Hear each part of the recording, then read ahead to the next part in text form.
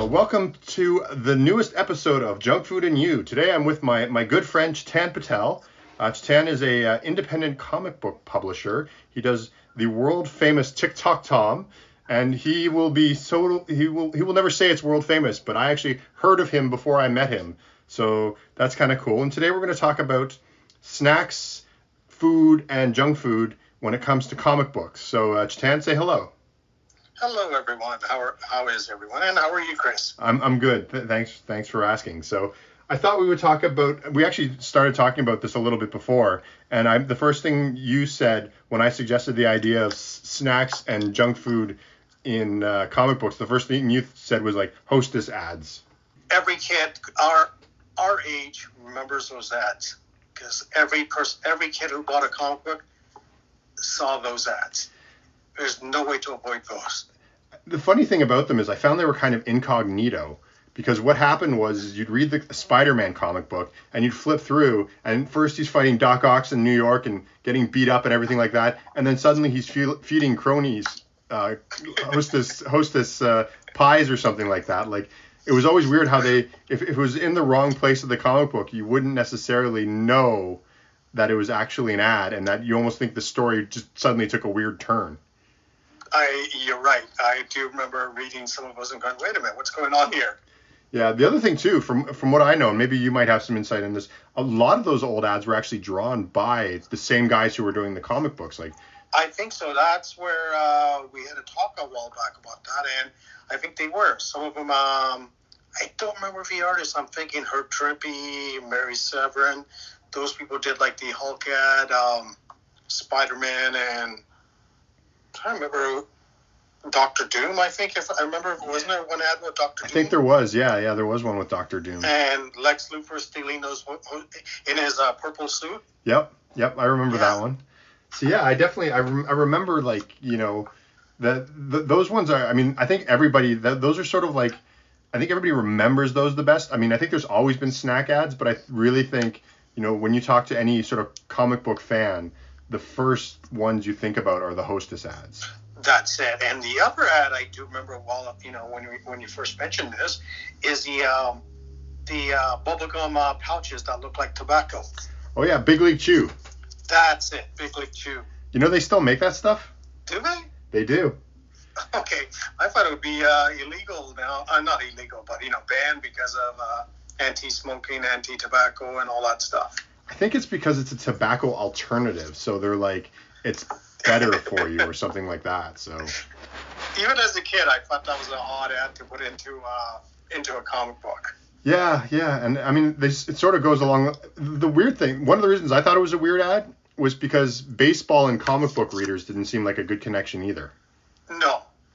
Because wrestling and comic books worked. Definitely, but I mean, I liked baseball as a kid, so, but... Oh, mentioning wrestling, another snack, Slim Jims. Randy Macho Man Savage. Macho Man. Yes. Yes. I definitely remember that ad. Yeah, I think it was later in the 80s when they started actually having, like, people, like, photographs and more than, like, I think, like, 70s and 60s, it was probably more the illustrated stuff. Yes. And then the 80s, sort of, you got some celebrity stuff, and you also used to get those, like, really wild things, like there would be ads for like Bonkers and Corn Nuts, and they would always be like extreme advertising. Yeah, that's it. Yes. So I think that was something they tried to do with like comic books is sort of look for the sort of extreme. They thought for some reason that, you know, comic book readers wanted extreme candy. But then again, here's the question: did you buy Slim Jims? I don't remember. I definitely bought Bonkers. I definitely bought Corn Nuts. Okay, I bought Hostess. I know that. Yeah. But Slim Jims, no, and Bonkers, no. Okay. Yeah. I mean that was. I'm sure it influenced, but I also find that if you think about it, like maybe not as much today because comic books are a collector's market, but when I was a kid, comic books and candy were also sold in the same places. True. Very true.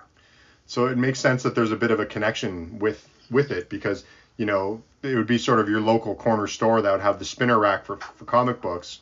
And then next to it, right beside it would be the chips and all that junk food and all that stuff right beside it. Yeah, exactly. So I think that maybe I'm kind of wondering, I'm sure you could dig into the history of it, but I'm wondering, where the connection was. Was it like because comic books were sold next to candy, so they put candy advertising, or did candy Yeah, sort that of... makes sense. No, now that you mention it, that does make sense because it's perfect advertising. Yeah. So you're looking at a Spider-Man comic, and as you're flipping through it, taking off the spinner rack, you see a Hostess ad, and literally there's a Hostess pie sitting right next to it. Right there, yes. Yeah. So I think that might have been some influence. And, again, I'm not going to stereotype the comic book reader, but chances are, if you're a comic book reader, you wanted to eat a Hostess pie too. True. Yeah. So I was trying to do some brainstorming. Is there any comic book characters that actually had candy related to them or snacking as part of the story? Who? Martian Manhunter. What? Oreos. Oh my God! Yeah, you're right. Because we were just talking about with fellow TikTok Tomio. We were talking about this a few months back, and there's actually a cover with Martian Manhunter with like a huge mountain of Oreos. That's awesome. Yeah. Yeah, you're right. I remember there's a British cartoon character that had a thing where he turned into a gorilla when he ate peanut butter. What, really? Yeah, it was this old British comic, like, because in England... That sounds interesting. Yeah, I remember, like, in the 80s, I got my hands on a whole stack of, like, the big format British comic books. And one of them had this reoccurring character that would eat peanut butter and turn into a gorilla. I've never heard of that. Yeah, I'll try and I'll try and remember the name of it. But... No, you don't call this a snack, but Popeye. Spinach, yeah. If you call that a snack. Well, it was for him, so. Yeah. Or what's his name? The guy who had hamburgers. Oh, Wimpy. Wimpy, that's it. Yes. Yeah, Wimpy definitely. That's another character. Definitely had the snacking thing down. But modern characters, Martian Manhunter is the only one I could think of. Yeah, actually, it's funny because if you think about it, you rarely see comic book characters eat anymore. No. Like, even in the, sort of more serious comic books, even in, indie comic books, I'm trying to think of, in Ghost World, did they ever eat? Or in any of those comic books, or I'm trying to think, Love and Rockets, was there any, food mentioned at any point? No, I don't remember, no. It's kind of weird. It's like the omission of food is almost as interesting as the fact that there is food in comic books. I'm kind of wondering why. I remember seeing, reading comic books. I think I remember reading Tank Girls, and she'd be on the toilet. She'd be doing human things. There's lots of characters who would sort of do human things, but it'd be really rare to see a comic book character eat. Yeah, where you had Wolverine always drinking beer, but that's it. Yeah, beer is definitely a good one. We were talking about this too. Another one is Cerebus. Cerebus had some food in it. Oh wait, Gru. Oh yes, Gru. Yes, mulch and all that stuff. Cheese dip. Yeah, cheese dip. That's it. Yes. He was into cheese dip. Yes, Gru. Yes. That just popped in my head. That's a great reference. Yeah, I was thinking about that. I was thinking because I know in Cerebus there was a lot of stuff that took place in pubs. Or at least there was chunks of the story that would take place in pubs. But yeah, Gru was always looking for food. Gru was really well drawn, well written, and the humor was amazing. Oh yeah, Gru was probably my introduction into real comic books. When I was a kid, I had Superman comic books and things like that. But the first one that I actually collected and wanted to get all the issues was Gru. At one time, I did have all the issues because I kept buying them every month. Yeah. And it was a fun comic to read. It's you got entertained every month. Yeah. I actually, because I do most of my comic book reading now digitally, I actually have gone through a huge chunk. I have a huge collection of the digital Gru stuff. Oh, nice. So, nice. Yeah, it holds up really well. And I don't know if he's still doing it. I don't know if Sergio's still writing. He's doing an off and on miniseries. I think what was the last one he did? I know he did a Gru versus Conan. Okay, I'll have to check that out. And there was a Gru versus Tarzan. I saw Gru versus the Gods at one point. I think that was the last one I read. Okay, it's been a while. Only problem now, I don't want to get sidetracked on this, but I don't get to go to comic shops that often, and a lot of comic shops don't carry that stuff anymore. Yeah, well, comic book shops now are half or 90% toys and board games, and then they'll have a rack of comic books. No, but I have a rack of comic books, probably like the 20 different variants of that one cover. Yeah, yeah. So, books like Gru get lost, or they don't order it. Yeah, it's true. But no, I forgot about cheese dip. Yes, you're right. Yeah, it's funny because I didn't really know what cheese dip was when I was a kid. Like, I couldn't figure it out. And so I thought it was that stuff you poured on nachos, but then I was like, but he's like in barbarian times. How would they have like Velveeta cheese? And maybe that was the joke. Like, it went over my head. So I thought maybe it was like some kind of like, crazy thing from, barbarian times. They had some kind of cheese dip. But then the more as I grew up, I sort of realized I think that was just, Sergio completely mocking me. But I think that's, modern characters, you're right. I don't think any of them have references to snacks or anything like that. It's weird. Like even to candy bars or... Like even just eating a bag of chips or something. Like. Yeah, that's it, yeah. Even eating dinner, like half the time you read like a comic, like modern comics, anything by Image particularly, and like they'll never pick up a fork. Like they'll never... Nothing. Like it just doesn't exist.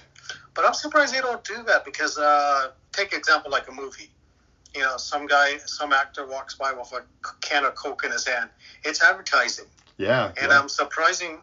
But then again, like you and I said, comics are not geared towards kids and they're not in newsstands anymore. So that direct marketing advertising doesn't work in that sense anymore. I guess so, but I'm sure we can still be affected by direct advertising.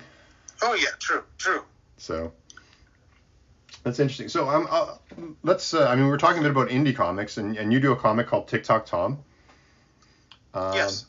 We could talk about the history of TikTok Tom, but if you want to, we can. But there are lots of podcasts and everybody talking about it. It's basically it started in the late 80s or 90s? 90s, early 90s. Early 90s, and It's a great series. I think I have a pretty decent collection of TikTok Tom. Maybe not the biggest, but pretty good one. And I was going through it, and I was sort of when I was thinking about doing this, and I realized the one consistent that comes up often, besides the surrealism, is the coffee shop. Well, we hung around in coffee shops, in our 20s, 30s, up to 40s, until we got married. Our second home was the coffee shop. Yeah, it's true. Because I hate to say it, we didn't have the internet at that time. It's true. And it was also a good place to sketch. Yes, and most of us didn't have cable at that time, so so no internet, no cable, so either you stay home or you go and meet someone at a coffee shop, spend about 2-3 hours, and you bring your sketchbook. Yep. So the stories that you did, at least, when you sort of brought a coffee shop into it, was there a particular coffee shop you would think of, or was it just because it was your surroundings? Like what inspired you to sort of bring it into the or what was the inspiration for the actual look of the coffee shop when you were drawing them? It's I would say it would be based on my personal experiences also, saying the coffee shops I used to hang around with, and mind you, there's not one specific one which I went to all the time. There were one or two, but you know what? It's, I would say, a combination of all of them into one. Mm-hmm. And I took my personal life, experiences where, go to a coffee shop, sit around, and then next thing you know, a friend comes in and you start talking away. And as far as what they ate or drank in the coffee shops, did you often say, well, that's my order, so I'll make TikTok Tom order what I order? Or did Of course, all the time. and sometimes I also remember there'd be silly, ridiculous things, which are probably things you overheard in a coffee shop, I guess. Yes. So it'd be the double soy latte, half grande, no fat, skim, half. Yeah. That's pretty cool. Yeah, I'm trying to remember did they ever get food at the coffee shop? I don't think they ever got food. All the time, no, it's always coffee. I don't think once in a while, I think one or two stories they got food. Okay. But I think it was a muffin or a donut or something. Yep. But mentioning that, I just got the cover for our next book. Mm-hmm. And of course, the cover has one of the characters holding a coffee cup. See, it's On amazing. the cover this time. Because as far as I know, the oldest issues I have of TikTok Tom, there's definitely mention of coffee shop, and it's actually held out. Like that's actually one of the main consistents. There's that and the comic book shop. Yeah. Are sort of the two things that I think have sort of stretched the entire time. Well, it brings it on a personal level because you know what? That's something I can relate to because I've been through that experience. You can. And most of the readers our age can relate to that, going to a coffee shop. I don't know if people still do that anymore, like, say 20-year-olds, do they go to coffee shops like we did? Yeah, I don't know. You have to check out the TikTok. Yeah, that's it. But we used to go to a coffee shop, and no joke, it's like, even I remember even going to a coffee shop if I, on my days off, where I'd bring a couple of comic books. Yeah. And a sketchbook. And if I don't draw, I'll read my comic book. And off and on, no jokes, the person next to me would say, hey, that's a great book. Yeah. And next thing you know, you start talking. It's true. It's very true. It's almost surprising coffee companies haven't started advertising in comic books. Yes. Well, I should head up one. There you go, yeah. TikTok Tom, and you could say, hey, I'll make sure it's your coffee shop every time we... Yeah, but our coffee shop is related to hell, so there's a darker side to it. I was going to say, because that's an interesting way to continue. Why hell in a coffee shop? And what's the relation? It's the best way to control your soul and, sell your soul to the devil because you're at the addiction. So it's the caffeine addiction that you add to it. Yes, that's it, yes. That's interesting. And they have control over you over that. They do. So are the employees the devil's minions, or are they also trapped? Well, we haven't gone into that yet. You got to do an issue just about the coffee shop now. Yes. There's some pop culture stuff that goes with food, I think. Like Star Trek talks about food sometimes. Yeah, Star Trek always had the replicator making things. Yeah. Yeah, and they always had tea. Yeah, and I remember, was it Douglas Adams who always used to, or no, there was one of those shows that had, like, it made tea, but it wasn't good. Yeah, that was in Hitchhikers. It was in Hitchhikers, yeah. Yeah. So that's an interesting thing, like, the future of food is always this thing that's, like, trying to be it, but not quite, so. And Captain Picard always ordering wasn't Earl Grey. Yeah. That's because he's from northern England, and that's the tea of choice. Yes, but I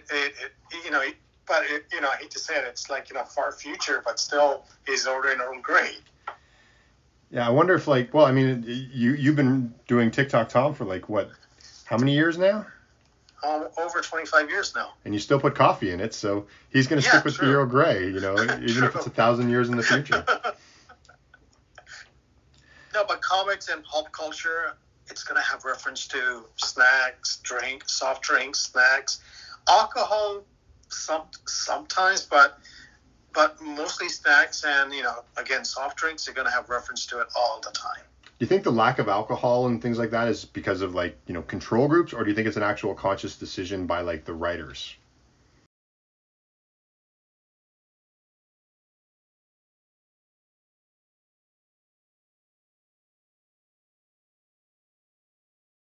I wonder on that because, up until the comics code was, they weren't using it. I wonder before when the comics code was, active, I wonder if that was the case because, they have used their powers a lot. So, I wonder if that was the case where, even smoking, except for Wolverine drank and smoked. Yeah. Well, what was it? Not Flag. Nick Fury here. He used to smoke. Oh yeah, smoke. Yes, you're right. Yeah. Yeah, but they don't anymore. Yeah. Marvel has a no smoking policy on their comic book. I didn't even notice that. Yeah, if you look at a modern Marvel comic book, nobody's smoking. It's against their policy now. Really? Yeah. I wonder if DC is doing that. For example, John Constantine. Wondering if in the comics he's a heavy smoker and a drinker. Yeah, I think, when you get to things like Constantine, that's a little bit smoking is the least, it's like Lobo. nobody cares if Lobo smokes because he's blowing somebody's head off. So you're already beyond that. But, when you're dealing with more sort of like hero characters. Yeah, Nick Fury and all that stuff with MCU. I mean, that's a $1 billion characters now.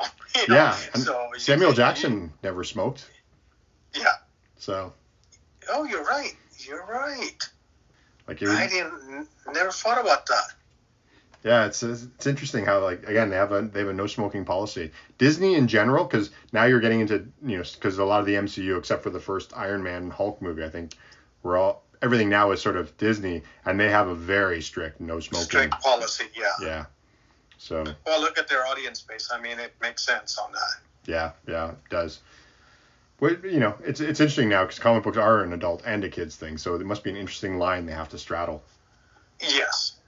Maybe he can vape. But I wonder if Wolverine, does he? I guess he doesn't smoke also, right? I don't think so. He can gut a guy with his claws. Yeah. But God forbid he lights up a cigarette. Yeah. I wonder if the drinking part's gone also.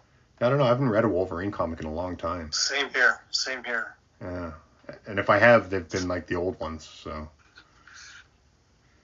But mentioning snacks and stuff, now, if you look at the MCU movies, they always have characters eating junk food. It's true. You're right. I think a lot of that has to do with, like, a lot of actors and everything like that. There's junk food on the set because they're actually hungry. Yeah. So they just sort of incorporated, like, there's this whole idea that there isn't a Brad Pitt movie that's any Brad Pitt movie that takes place in modern times, at some point he eats a potato chip. Apparently. So a lot of that's like the actors' choices. Like they will literally go to like the food truck and bring back a bag of Doritos. So that's why, MCU, no, you're right, because my daughter was talking about that one scene in one of the Avengers movies where the Hulk is coming with the tacos. It's true. And the shawarma at the end. Yeah, that's it. Yeah. Perfect. Yeah, that's right. And the one where the Avengers was an Endgame, I think. Therefore, and what's his name? Korg are eating junk food while we're playing video games. Yeah, Fat Thor. Yeah. That's true. They definitely changed that around. They it's funny because it's not. I don't remember reading that in the comic books ever, like that kind of humor that involved, eating. Like no. It's funny because as a comic book artist, I'm sure you can agree with this. It's often difficult to draw or put a character in a position that is interesting, but they're not actually doing much. Like fighting scenes are always easy to do because there's a good action. But if you have two characters talking, it's difficult. And I'm surprised that they haven't thought of like, well, why not have one of them snacking? So he's doing something, so there's interest, but not fighting or not doing something extreme. No, you're right. That's a good point. So like artistically, I feel like that would be like such a good way to solve that problem. And it's what they do in movies. Again, it's another thing. Like if a character has to sit around, eat a couple of chips and you look like you're doing something, but you're not actually doing anything. Oh yeah, Jughead. But Jughead, yes, he ate hamburgers, right? Yeah, he was. At Pops, he would do hamburgers and stuff. And the soda shop. It depends on which Archie you look at. Yeah. The older ones had the soda shop. It was like your coffee shop. Yeah, that's it. Yeah. So you just substituted Pops with the coffee shop. Coffee shop. That's it. That actually reflects TikTok Tom very well. Whereas Archie is wholesome and they go to the soda shop, you guys are going to Satan's coffee shop. Yes, coffee shop. So that's very appropriate to your comic book. So. Both of us forgot Jughead. Wow. Yeah. Allison remembered. Yeah, and it's funny because I just like did a story for TikTok Tom that involved basically a Jughead-like character. True.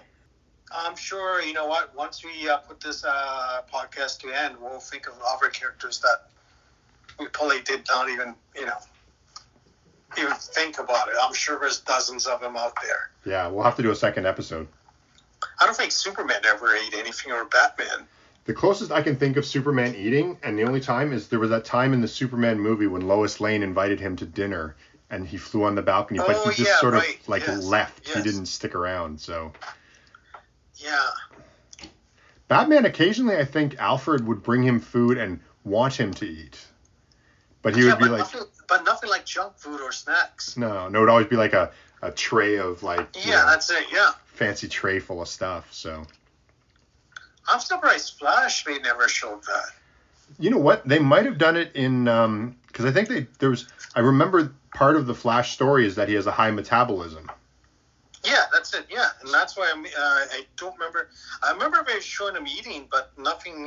Like Martian Manhunter, it's always Oreos. Yeah. I think he just tried to get calories and that was it. Like he didn't have a favorite, which again, it would be a perfect opportunity to be like, yo, I like Pixie Sticks because they keep me going, and Yeah, that's it. Yeah. And so that would it's surprising. I guess part of the problem with mainstream comic books too is you have multiple writers, multiple artists. So to keep something like that consistent, like Martian Manhunter and Oreos, that's tough because. But they kept that consistent for a long time. That's the one though. Yeah, one. Yeah. Like, so it'd be hard to sort of make Flash have a favorite because there's like 4 Flash comics coming out at certain times a month.